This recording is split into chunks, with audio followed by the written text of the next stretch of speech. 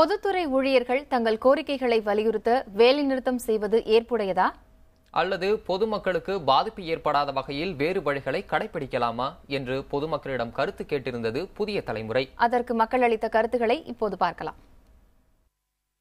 Salary வாங்குறாங்க, எல்லா பெனிஃபிட்டும் கொடுக்குறாங்க கவர்மெண்ட். இதுவே சாதாரண மக்கள் அந்த அடிப்படை சம்பளம் கூட இல்லாமல் வேலை பார்த்துட்டு இருக்கிறாங்க. உங்களுக்கு எல்லா சௌகரியங்களும் கொடுத்தாலும் கூட இருந்தாலும் எப்படி இது ஸ்ட்ரைக் பண்ணாமல் மக்களை பாதிக்காமல் ஸ்ட்ரைக் பண்ணும் ஒழியா, ஆனால் மக்களை பாதிக்கிற வகையில் ஸ்ட்ரைக் பண்ணக்கூடாது. ஸ்ட்ரைக் பண்ணுறப்ப தானே மேடம் அவங்களோட கோரிக்கை நிறைவேறுது.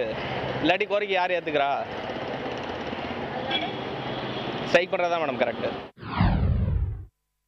எந்த ஒரு அரசு நிறுவனமும் நேரடியாக ஸ்ட்ரைக்கில் இறங்குறது மக்களுக்கு இடைஞ்சல் தான்.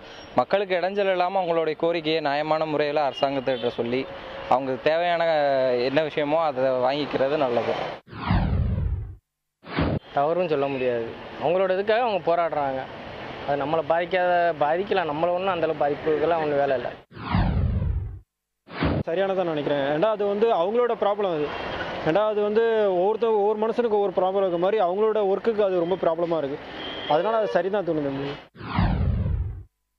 மக்களை ஒரு வகையில் பாதிக்கக்கூடிய விஷயம்தான். இருந்தாலும் அவங்க கோரிக்கைக்கு பார்க்க போது அதுவும் நியாயமாக தான் படுது. அதனால் இது கூடுமான வரைக்கும் அவங்க கோரிக்கையை இந்த மாதிரி வேலை நிறுத்தம் இல்லாமல் சாதாரண முறையில் அவங்க செயல்பட்டாங்கன்னா நல்லாயிருக்கும்.